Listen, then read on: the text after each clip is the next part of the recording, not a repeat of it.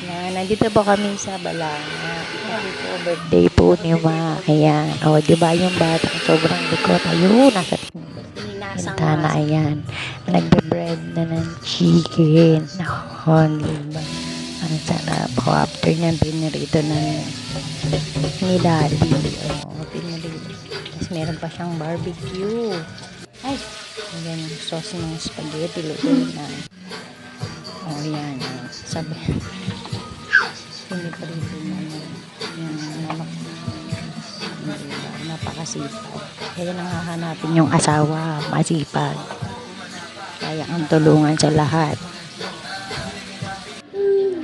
Oh, kahit na mainit, sige, luto.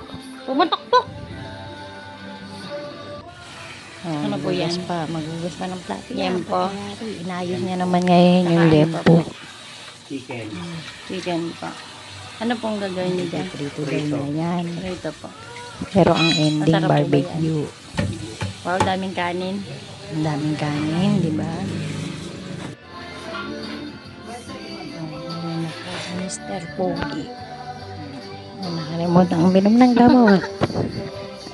Masayo pa, Naman sarap. po ang puga. Ang kalukalay. Yan. Ang tumitirada na lang. Sarap yan. Okay, Pati yata buto kinakain mo. Ano ba yung binigay mo na ito? Mamaya-maya yan, nakakit. Anong part yan? Tignan mo, oh.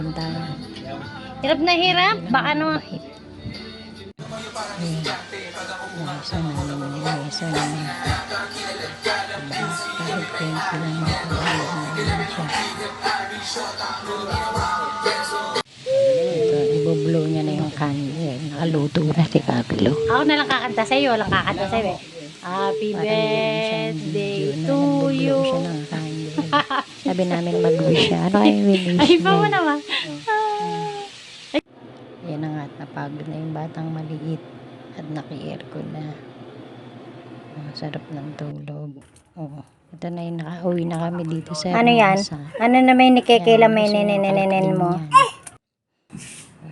Lumilikot siya dyan. Gusto niya umakyat ng lamesa. Hinawakan siya ng tatay niya. Yan.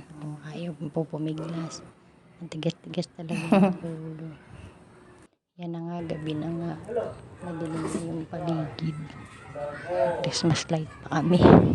Hindi na Pasko. Diba may Christmas light Mayo. Yan naman ang aming munting tindahan. Ayun, nakita ko na yung batang maliit. Ayan na nga, maglilikod na naman na. O, lumabas. O, sipa pa.